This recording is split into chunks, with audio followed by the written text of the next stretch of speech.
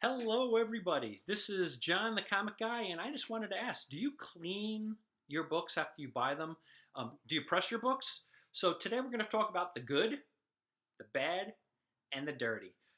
When I buy comics, whether I buy entire collections or if I'm at a flea market and I buy a handful of books, um, books are really dust collectors, right? Just like records, they're dust collectors. So what I find is I often will do some minor cleaning. I am not one of those intense ultra cleaners, but I do minor cleaning and then I do press. So the next couple of episodes, let's talk about that. So this particular episode, let's talk about what I do to kind of clean and pre-prep things to be pressed. Okay, and then the next episode we'll go through being pressed, and I'll take you on my phone in the basement and show you all that. So what do? I get a book and I wanna, and I see dirt around it. Sometimes I'll see those waxy pencil marks or just dirt. First is take a microfiber cloth, clean the dust off. The bag you get, toss it or use it for your inventory, but don't put a clean book into a dirty bag. I know that sounds obvious, but I tell you, people do it. Keep your books clean. Get rid of the bag that came with it. Put a brand new, if you're like me, you're going to double board it and put it in Mylar, right? But you have a dirty book and you start with the standard erasers, right? Carefully. By the way, I'm going to give this warning a couple of times. I'm going to beg you to listen. I don't guarantee results. I would encourage you to test things out yourself.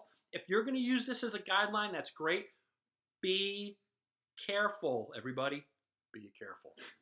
So again, I think as you know, putting rubber to paper, it's a risk, right? It wears paper out. So you don't do it a lot. Just clean it just a little bit. If you really need a little bit more muscle, you could use the magic erasers. Mr. Clean's a magic eraser. They are awesome. However, they take off comic gloss. So are you going to keep on rubbing? No, because then you're going to ruin your book. You got to just do it a little bit and see if that takes some of the dirt off that maybe was a little bit too stubborn for this rubber eraser. But again, be careful. This is an enemy to cover gloss. So if you're going to start rubbing, you're going to ruin your book. I also want to use the term dirt transferal. Dirt transferal. I use this a lot as an alternative to the magic eraser.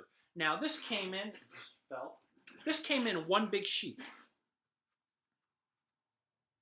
And I cut them into 4 little pieces. As you can see, it has a little dirt on there. After you transfer the dirt from your comic, and again, let's just call this a comic, you're just going to transfer carefully. Take the dirt off, and then you might see some discoloration here.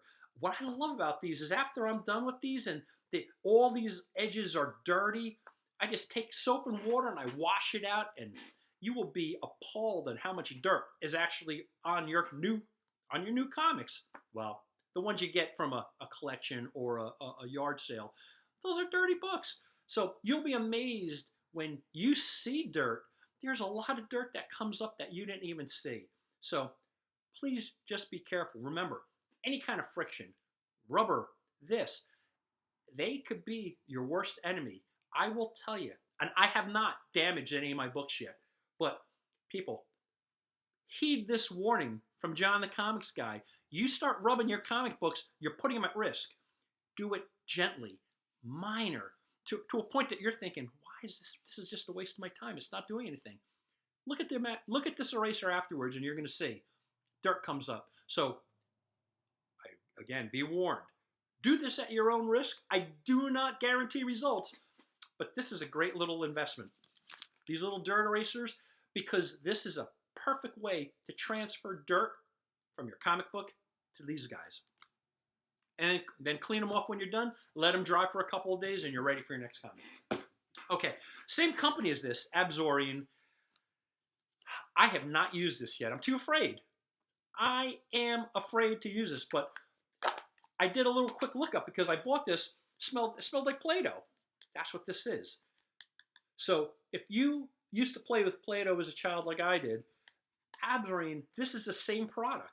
Matter of fact, if you look at and you Google it, it's gonna confirm this was used as Play-Doh. But so if you take a little piece and you rub it on your cover or you rub it on a book, it should transfer dirt. I just don't do it. I feel this. I bought it to take a chance, but I feel it. I could just hear my books tearing, my paper tearing by this. So could it work? It could. Maybe. If any of you guys are living by me and you say, John, give me a little blob of this, I'm going to try it. Come on over, I'll give you some of this. I'm afraid, right? You know how I warn you guys, don't take anything I say as a guarantee? I'm too afraid to use this. So I don't. So now, the dry cleaning is now done, right? What if you have a little water stain, or what if you have rust? I have not been able to remove, but what if you have something that you think could be good to try to transfer dirt with a liquid? That's when I use hydrogen peroxide, and I use just standard distilled water.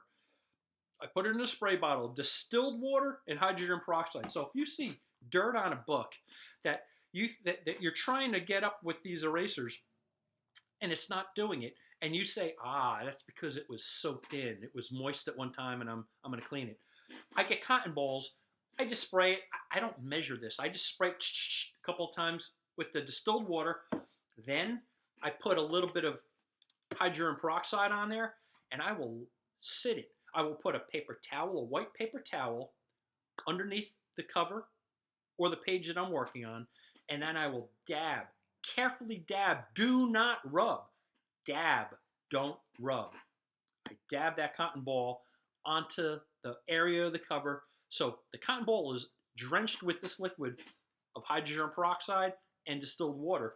And I slowly dab until I see it starting to dissipate. Still, it starts to dilute. And then I do it again. I let it dry, and then I do it again. So I've done it as many times as 5 or 6 applications of this. Then I let it dry. Every time you dry, the moisture on the pages in your cover is starting to generate waves, right? So I should also say, don't do this if you are not going to press your book, because you're going to make your book all wet and wavy. But after that, I do it 5 or 6 times, or as little as 1 or 2 times. The dabbing will be in. You'll know when it's time to stop. Just don't rub. If you feel that the material of the paper or the cover may be compromised, don't do it. Sometimes it's better to have a dirty book than a ripped book. But I find that wet cleaning to be very effective. It has diluted the stains of so many books that, again, this is for us, right? Your stains are getting diluted. Your book is presenting nicer. When you press it, it comes out beautiful. All the waves so far that I have caused by using my distilled water and hydrogen peroxide, they were all gone after I pressed them. But if I didn't have my press, I wouldn't be using liquid. By the way, sometimes you'll see, and the microfiber material that I mentioned before is great because you wipe away, it takes away sand, dirt, any of the really the superficial on top dirt. However, if there was a piece of sand on the cover, between the bag and the cover for years, there's going to be an indentation. How do you remove that?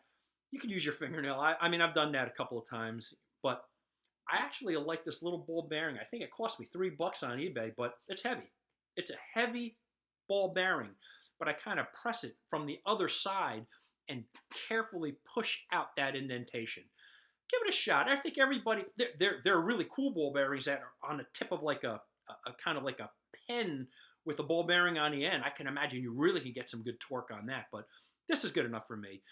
Try it.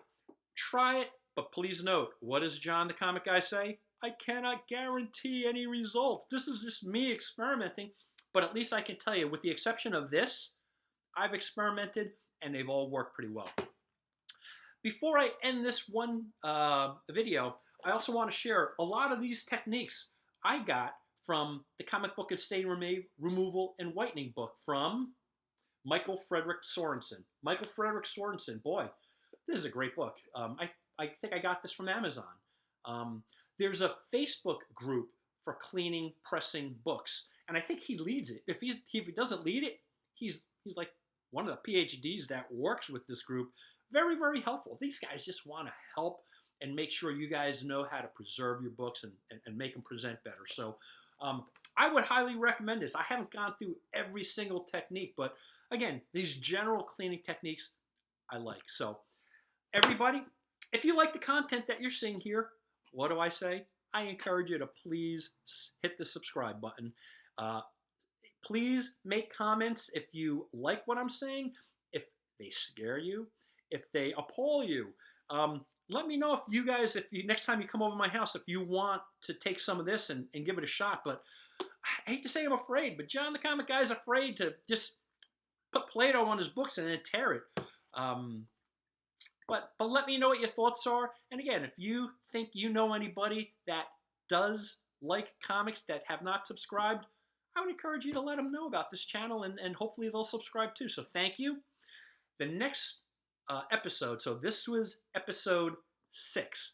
Episode 7 is going to be about how I press books. And by the way, I'm going to hydrate and press books. And by the way, new books and old books are treated very differently. If they're like Bronze Age or older, so easy to do. I find it very easy to hydrate and to press. If they're new, with some of that super glossy, thin paper, I find those very challenging. So newer books are a little more challenging, but I'm gonna share with you how I, without guaranteeing a result, I'm gonna share with you how I personally press both types, old and new books. Okay, everybody, thank you so much. This is John the Comic Guy. I will talk to you soon.